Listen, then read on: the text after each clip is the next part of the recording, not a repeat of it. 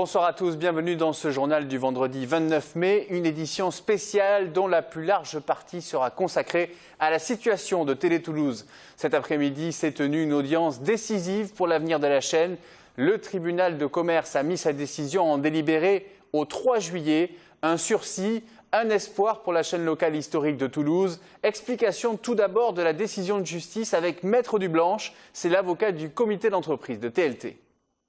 Il reste un mois pour essayer de trouver une ultime solution. La délibérée du tribunal est au 3 juillet et le 3 juillet, le tribunal prononcera la liquidation judiciaire de TLT, vraisemblablement, puisque TLT ne dispose d'une trésorerie suffisante que pour pouvoir assumer les salaires du mois de juin. Une chose paraît certaine, c'est que sur le plan budgétaire, en l'état actuel des recettes publicitaires, une télévision aujourd'hui ne peut fonctionner localement que sur la base d'une grosse dizaine de salariés. Or, avec une dizaine de salariés, je ne crois pas qu'une télévision locale puisse faire de la production. Donc on est en face d'un dilemme qui, techniquement, sur le plan économique, n'est pas résolu. Pour l'instant, il n'y a aucun repreneur qui s'est présenté ? Aucun. Et peut-être, par contre, les actionnaires pourraient-ils envisager, au dernier moment, compte tenu de la décision du CSA, qui est quand même une décision, en tout cas derrière laquelle ils ne peuvent plus aujourd'hui s'abriter, en disant nous attendons que, peut-être qu'ils peuvent, eux, prendre un certain nombre de décisions. C'est la seule chose. La situation est donc claire, il reste un gros mois pour trouver un repreneur et redonner un avenir à TLT. À l'issue de l'audience, Anne Auriol, déléguée du personnel, a tenu à interpeller les décideurs de la chaîne et en premier lieu Jean-Luc Moudinque, le maire de Toulouse. La mairie de Toulouse étant l'actionnaire majoritaire de TLT. On écoute. Le tribunal, voyant qu'on avait un gros problème de trésorerie et qu'il y avait des grosses incertitudes sur de pouvoir payer les salaires qui sont passés tout juste ce mois-ci, a constaté qu'on n'avait plus que le mois de juin pour tenir. Donc, l'audience du 3 juillet a été fixée pour nous liquider purement et simplement, sauf si un repreneur se manifeste. Moi, je voudrais dire à Jean-Luc Moudinque, maire de Toulouse, la mairie majoritaire à 60% dans le capital de TLT par le biais de CTV, donc M. Moudinque est le président. Sortons par le haut. Pour la crédibilité du maire de Toulouse, je vois mal M. Moudinque laisser sur le carreau 20 salariés avec une moyenne d'âge de 45-50 ans, professionnels de l'audiovisuel qui ne retrouveront pas de travail, sans faire un geste. Demain, il ne pourra plus aller voir des entreprises en leur disant « vous n'avez pas le droit de licencier des Toulousains » et d'aller serrer la main des gens qui sont licenciés. Il n'aura plus de crédibilité. Aujourd'hui, il a décidé que le modèle ne convenait plus. Il faut prendre ses responsabilités, être courageux. Dire on ferme, c'est des salariés qui sont là depuis 20 ans, qui ont travaillé. Je crois savoir que le travail c'est une valeur du parti gaulliste.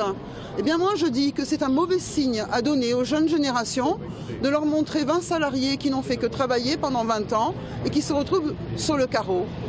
Alors un geste ne serait pas de trop. La classe politique a également réagi aux événements de ce jour, à l'image du membre d'Europe Écologie Les Verts, Gérard Onesta, qui a dénoncé une lâcheté politique. On l'écoute au micro de Jérôme Bollock. Si au moins il y avait une décision en disant voilà, nous voulons tuer TLT, qui est la doyenne, c'est la doyenne des télévisions quand même qu'on est en train de débrancher, mais ça se fait tout ça dans l'ombre, en refusant de voter un contrat d'objectifs et de moyens, ou plutôt en prenant tellement de temps que l'on sait que le juge n'aura pas d'autre moyen que de constater la carence des pouvoirs publics. Donc moi je dénonce à la fois le manque d'imagination, la lâcheté des politiques, alors qu'il y a un potentiel. Il faut qu'on comprenne bien que derrière la fermeture éventuelle de TLT, c'est par exemple toute la filière du documentaire qui s'écroule. Parce que tous les gens qui font des documentaires, s'ils n'ont pas la capacité de trouver un émetteur, TLT en l'occurrence, ils n'ont plus les aides du CNC. Donc c'est toute une filière qui va crever. Et je me mets à la place également de tous les acteurs de la culture qui ont commencé sur votre chaîne, des acteurs du monde politique dont je suis, qui a commencé sur vos antennes, mais également le monde de l'économie. Enfin, c'est privé Toulouse, le grand Toulouse, d'une richesse incroyable. Donc c'est tout simplement insupportable, incompréhensible et insupportable. Derrière la mise en délibéré du tribunal de commerce, de nombreuses questions demeurent.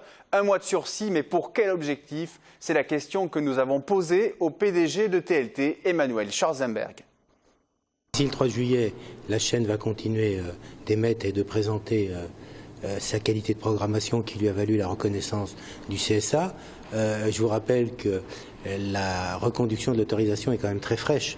Elle date d'il y a 2 jours.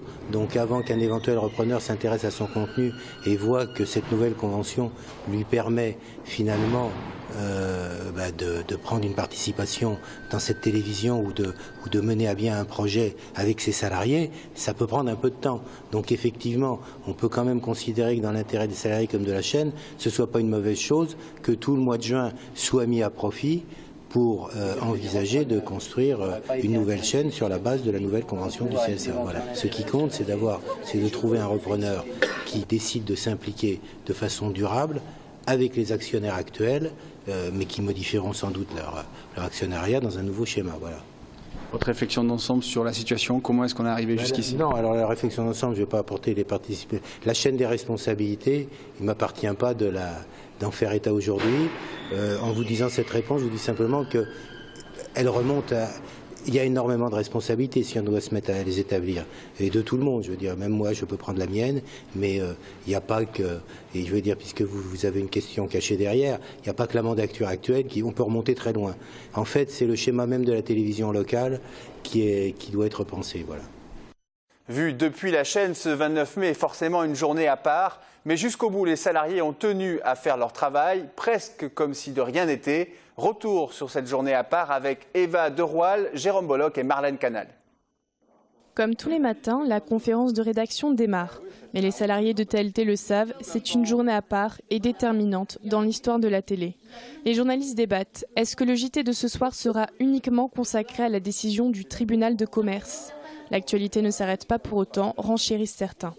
Et c'est passé plutôt bien, mais avec une réflexion pour savoir si on faisait un journal intégralement dédié aux difficultés du jour et puis à la décision du tribunal de commerce pour savoir s'il va y avoir liquidation ou pas, ou si on essayait de traiter aussi ce qui se passe dans le reste de la vie toulousaine pour pas avoir une vision trop égocentrique de l'actualité. Donc on va plutôt faire un panachage, sauf réellement s'il y a une décision de fermeture immédiatement prononcée ce soir. Donc ça dépendra en fait de la décision du tribunal de commerce. Voilà.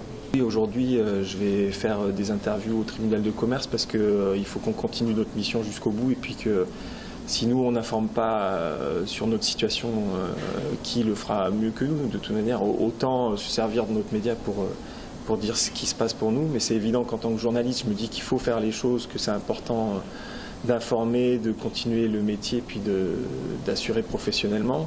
Mais en tant qu'homme, évidemment, c'est plus compliqué pour moi aujourd'hui d'assurer cette mission. Conscience professionnelle oblige, il travaille comme une journée normale, ou presque. C'est avec regret que la présentatrice de l'émission Aerospace annonce à ses invités qu'ils sont peut-être les derniers sur ce plateau. Dur de s'intéresser au bon fonctionnement des programmes quand ils pourraient perdre leur travail.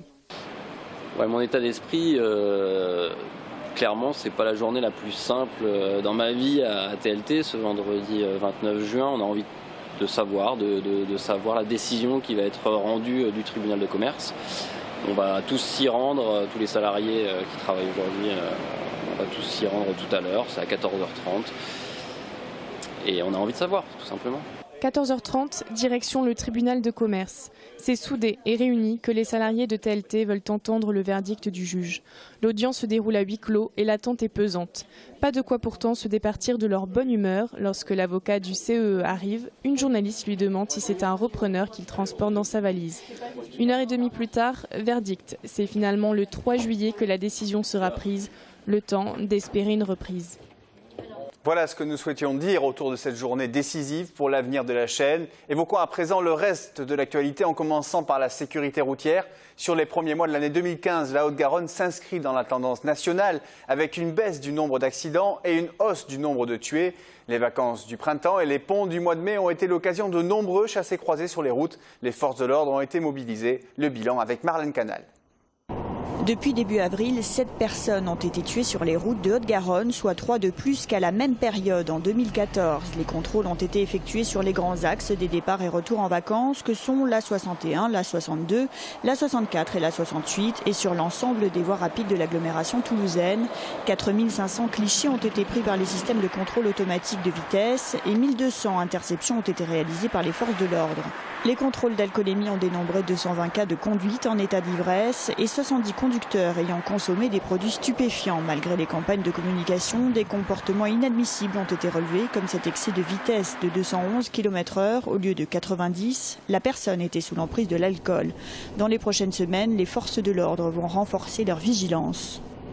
Un mot d'aéronautique à présent avec le salon du Bourget qui se profile. Il se tiendra du 15 au 21 juin de cette année. Un événement où Midi-Pyrénées aura à cœur de faire honneur à son statut de centre névralgique de l'aéronautique et du spatial en France. 80 entreprises de la région seront représentées cette semaine. Focus sur 2 d'entre elles, Airborne Concept et Sky Conseil, dans l'Aerospace Mag de Sophie Voinis, extrait. Et l'important pour nous, c'est de pouvoir être visible. On développe de l'innovation technologique. Et ce qui est important, comme nous sommes des jeunes entrepreneurs, c'est de pouvoir faire parler de nos entreprises. Et Bien donc sûr. le fait d'être présent au Bourget et surtout sous la bannière région Midi-Pyrénées, Aquitaine Aerospace Valley, nous donne une crédibilité, une visibilité qui est... C'est vraiment afficher clairement maintenant le niveau, la pertinence de nos innovations et le montrer au monde entier en une semaine, on va dire.